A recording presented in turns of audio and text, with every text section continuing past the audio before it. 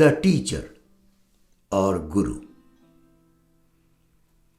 About 1000 years before the birth of Christ, India was renowned as a great center of learning.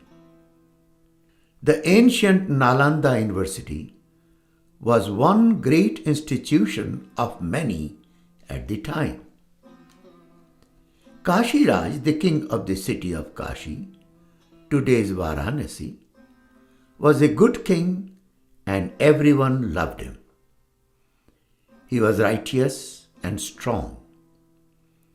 His reputation spread far and wide, and he was greatly respected by all.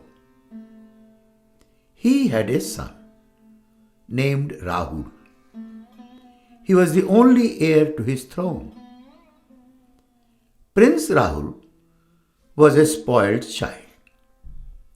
Even as a teenager, Rahul neglected his studies and spent all his time playing.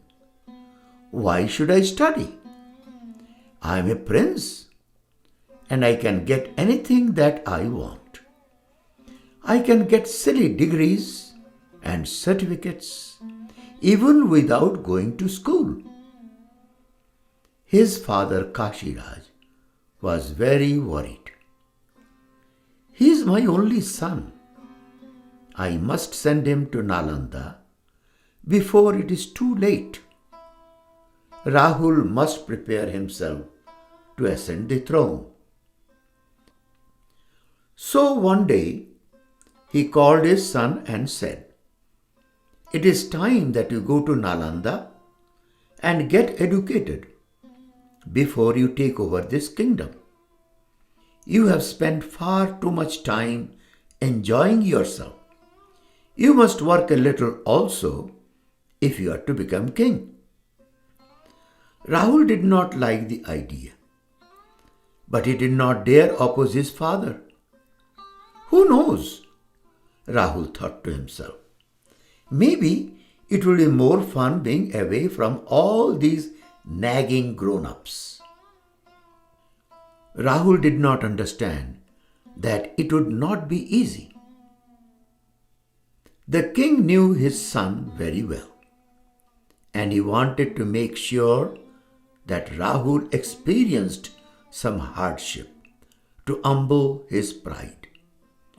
Instead of giving Rahul a royal horse to ride to Nalanda, Kashi Raj ordered his men to arrange for a simple bullock cart to travel on.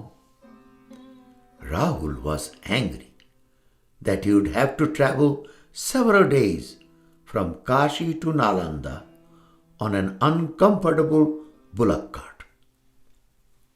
"You must see more of the kingdom you will rule someday. Riding on a cart will give you an opportunity to see how your people live and what they feel. If you rode on a horse, you'd simply be a prince traveling instead of a person. It will take a few days to reach Nalanda. Perhaps you will learn something during that time." Rahul kept quiet but burning inside with anger.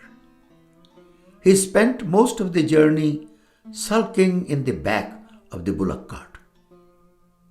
When he reached Nalanda, he was surprised to see that no one gave any preference to him for being a prince. Everyone, the teacher and the students, looked like monks with their shaved heads and saffron-colored robes. When Rahul arrived, the teacher spoke to the king's men. "Rahul will wear only these simple robes until his graduation. You may take his royal clothing back to Kashi." The royal attendants did as they were told by the teacher, even though Rahul was very angry.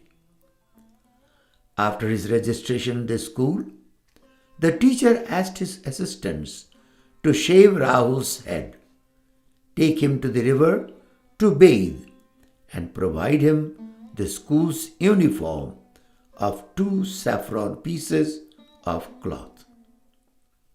Rahul found that his bed was hard, unlike his royal bed, and there was no one to attend to him. Rahul cried, but no one listened. There were several other princes at the school, and they all accepted the austere lifestyle of a student at Nalanda. They were all there to prepare themselves for service to the people as Rahul was.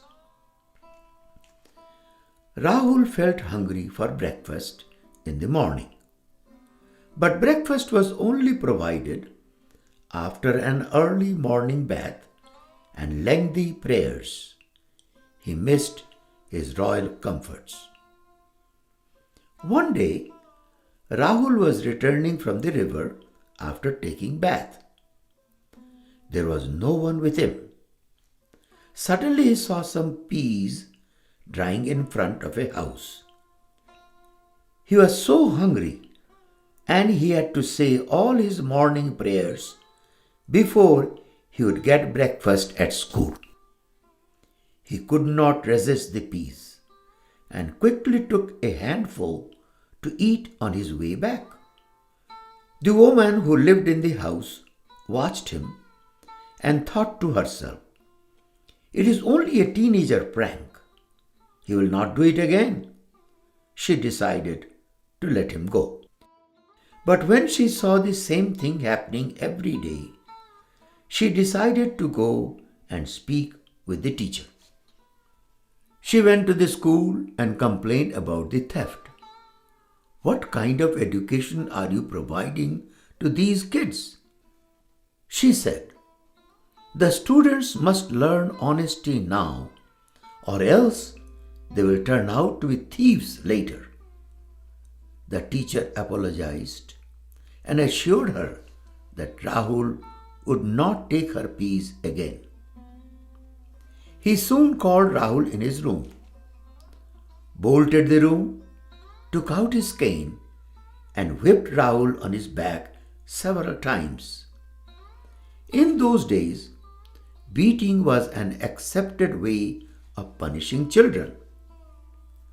Rahul cried in pain and promised to take revenge one day. He suddenly became serious and devoted all his time to his education in order to achieve his goal. Eventually, he completed his studies and returned home. But he did not forget the teacher who punished him. He was determined to take the revenge as he planned. A few years after Rahul returned, Kashiraj died and Rahul was to ascend the throne. He planned to invite the teacher for the coronation and fulfill his secret desire of revenge. He sent his invitation to the teacher. The teacher was so happy to receive the invitation from his pupil. "I am so proud of Rahul. He has not forgotten me. I must travel to Kashi to attend the coronation." On the day of coronation, Rahul took the throne and there was great celebration. Then he asked his teacher to take the central place so that he can reward him for his work in front of royal guests and courtiers. No one knew what he was really going to do.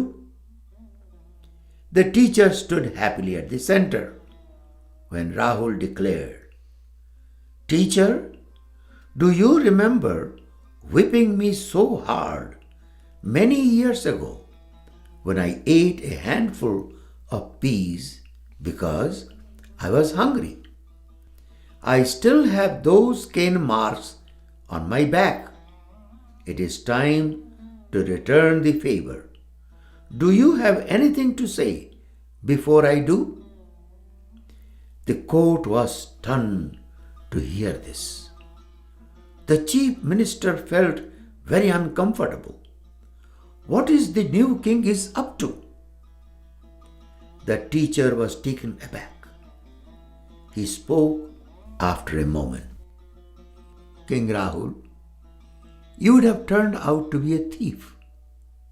Your father, the late Kashi Raj, would not have allowed you to take the throne with your false morals. You are sitting on the throne because you learned that stealing has its consequences. But you did not understand, and you still do not understand, that I punished you to protect you and to teach you. I am only sorry that I did not do my job well enough. After a long moment of silence, Rahul realized that the teacher had not beaten him for personal gain or pleasure or revenge. He had tried to show righteousness by showing the pain and suffering that wrong action brings to everyone, including the wrongdoers. The whipping was only a means to set his future in right direction. He felt the deep marks on his back as a reminder for the price he paid for taking a wrong turn in his life, and realized that those marks did not belong on the back of his respected teacher.